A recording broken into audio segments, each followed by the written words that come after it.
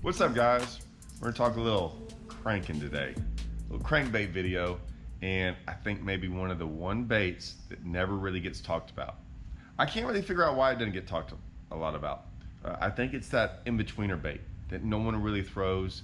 Maybe they don't know when to throw it, why to throw it, things like that. Kind of give you my thoughts on it and tell you what it is. But what we're talking about, the 8XD. Now look, the 6XD, it hit the scene, and the 6XD has probably caught more fish than any other crankbait of its kind. I don't even think it's close. And it still performs today, just like the first day it ever got introduced, right? The 6XD has accounted for it. Just an insane amount of tournament wins, an insane amount of fish over 10 pounds, and not even hundreds of thousands, millions of fish caught on a 6XD. 10XD then came along with my good buddy, Phil Marks. Phil Marks and the Strike King team designed that thing. Then Phil goes out there and basically shows how good it was on Rayburn in an FLW event and just crushes the field, right? 30-something pounds on the final day. And you get to watch really what the 10XD was about. That bait changed everything on deep cranking. It was a big bait, right? Got one right here. It seemed like a big bait. And what I mean by big bait, there's two reasons I call it a big bait. The profile looked bigger than any crankbait we'd ever seen. It's also a lot heavier. Okay, and we're gonna get into that about rod selection and stuff like that, but it was so much heavier, and the reason it was heavier was because that's the way, if you're gonna build something that big, it does have to be heavier, it has to be a little bit bulkier, and then it has to get the action right. The 8XD came after all those. We're like, okay, the 6XD works, the 10XD works, let's figure out the 8XD. Okay, now, it's definitely not as big, it's a little bit smaller, but definitely bigger than the 6XD and a little bit heavier. Now, I threw the 8XD a lot. Why? Because I didn't hear much about it. I like to throw sometimes baits that people don't talk about a lot and people aren't throwing. To this day, and when I brought up the 6XD about how it still catches fish, even after it was first introduced, a lot of baits don't do that.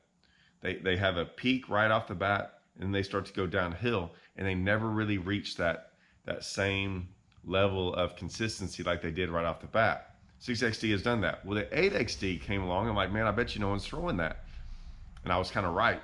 And it just crushed them right off the bat. I could tell it was like a bait that they had never seen before. And so I got a lot of bites on it, caught a lot of fish on it. Cranking down here is very good at times, but also you can get beat doing other things at times. So like you got to pick your battles. And it's kind of not, I wouldn't say year to year, but you never know when that crankbait's really gonna fire. It's not like I could say, hey, it's this time of the year, I'm gonna go throw a crankbait. I can't just be like, hey, there's a tournament on this day and I'm gonna go throw an 8XD or a 6XD or 10XD and catch them. It doesn't work like that. Some years it's off by a little bit, a couple weeks. Some years they just want other baits.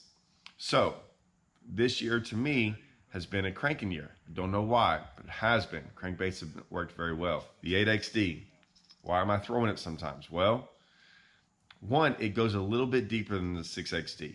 I've always said, I throw all my 6XDs and 8XDs and 10XDs.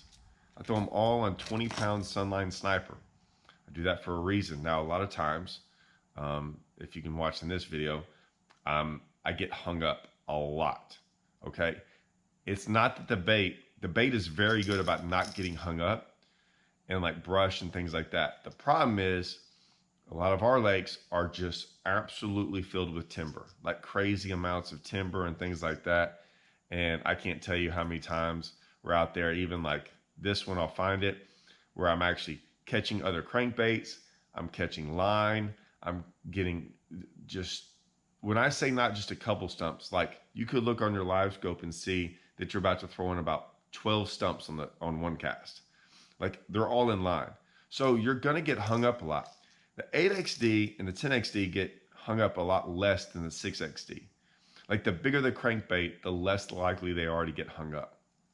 So I'll throw an 8XD around more and more cover than a 6XD. If I wanted to get a little bit deeper, I throw the 8XD. Like I said, I'm not sitting there gonna go and get my line size down less to like 10 or 12, throwing around 12 stumps in trees. When I hook one, I've got to be able to put a little force on them. I can't just let them, if I was in wide open water, I get it. but usually I'm not. So many times we have stuff around, so I throw a little bit heavier line. It's never been a problem. I've been doing it for 15 years now. Never seen an issue with it. We catch them all the time on it. It also has that bigger profile. It just catches a little bit bigger fish. Like, it's going to always catch a bigger fish. I don't care 10XD, 6XD, 8XD, any bait you throw. If you can get bit on a little bit bigger of a bait, you're going to catch a little bit bigger of a fish. It's why swim baits have come around, glide baits, all these different things, big worms, giant spoons. It doesn't matter what it is. They all catch bigger fish. So I'd rather catch that bigger one and maybe get that bigger one to react if I can get away with it. So 8XD, that's what I've been throwing a lot lately. If you notice right here, even with live scope, it's crazy. I'll have live scope on. I'm not live scoping fish, like live scoping individual fish. What I am doing is sometimes I'm scanning around to see what I see. Sometimes that's either bait, sometimes that is actual maybe a fish or something I might see in a fish, because like I said, a lot of times I'm looking for stumps, for big tall timber, maybe some brush, something. And so I'll scan around, so I'm always looking. And a lot of times those fish are sucked in on the bottom or in that timber, like you can't see them. And a lot of times when I get that crankbait coming through there, it's big, it's loud, it's knocking through all that stuff. You'll kind of disrupt the bottom and you'll kind of disrupt fish. And sometimes it makes them show themselves. And a lot of times I'll see those fish, like it'll disrupt them, and then they'll come and try to eat it. And a lot of times I'll slow it down.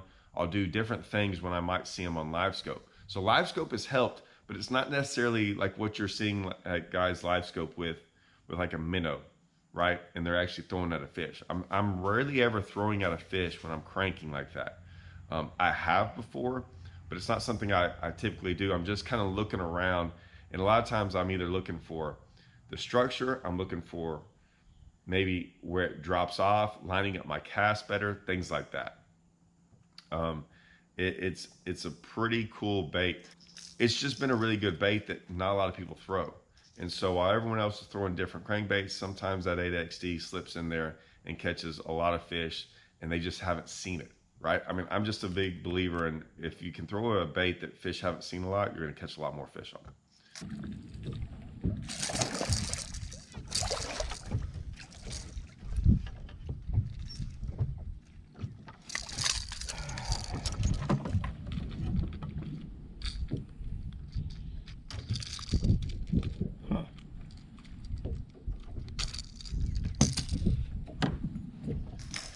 All right, rod and reel setup. Let's get into this. This one, I've always been very, very honest about rods and how I choose my rods. Whatever this rod says, I don't really care. I'll just be honest with y'all. I've never cared what a rod says. And what I mean by that is if it says 6XD, 8XD, 10XD, if it says deep cranking rod, if it says worm rod, if it says all that stuff, I don't care about any of that stuff.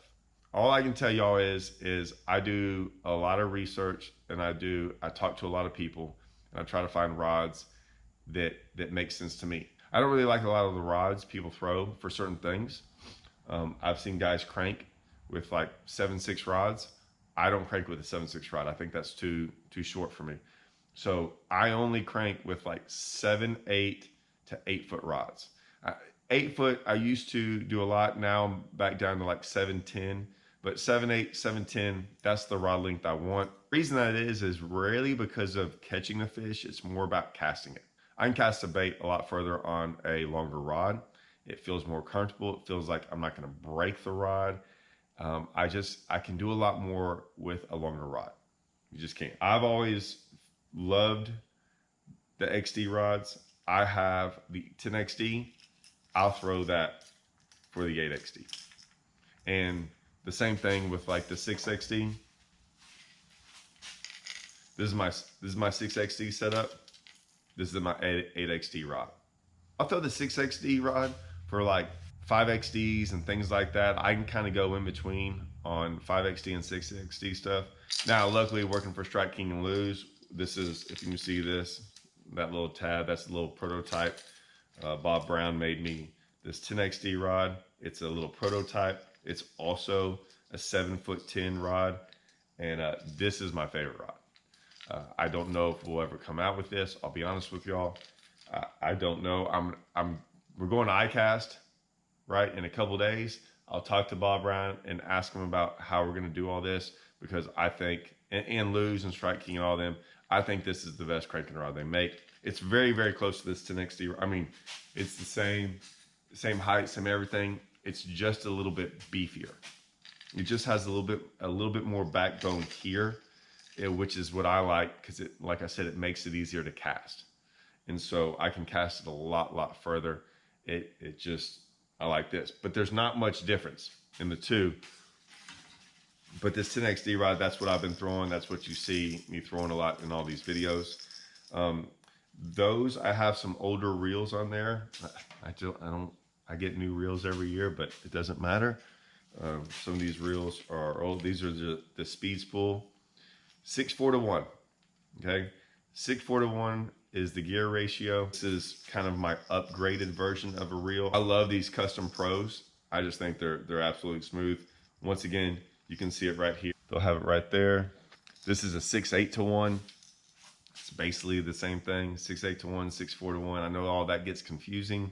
Basically what that is like pretty close to a 5 to 1 of the old school of how we used to do everything. 6:8 to 1, 6:4 to 1, 6:5 to 1. It's all basically the same. You're never gonna know the difference. I could give you those two reels and you would never be able to tell which one's different, but it's just a little bit less than like a 7 to 1 and things like that. You want it to just feel smooth. That to me feels smooth. That way I can speed it up, slow it down, and you don't see me like cranking like this. I don't want to crank like that. I want to just crank normal. Just a normal, easy crank where I can crank all day long. If you go throw these all day long, trust me, it's a grind. It can be for sure. That is my 8XD setup, and why I like to fish it. Man, it's just one of those things. It catches big ones. It catches good ones. I will try to do some more videos on the 8XD and cranking and what I really like to look for. This time of the year, I mean, it's definitely a May to July type deal. It starts popping off again in the fall, really good. I'd say it gets really tough like late July, August. Somewhere in September, it starts to pop off again. Definitely later on in the year, October, November, December, you can catch them on it really good. Just a great way to go catch giants. All right, hope this helps, guys. See y'all.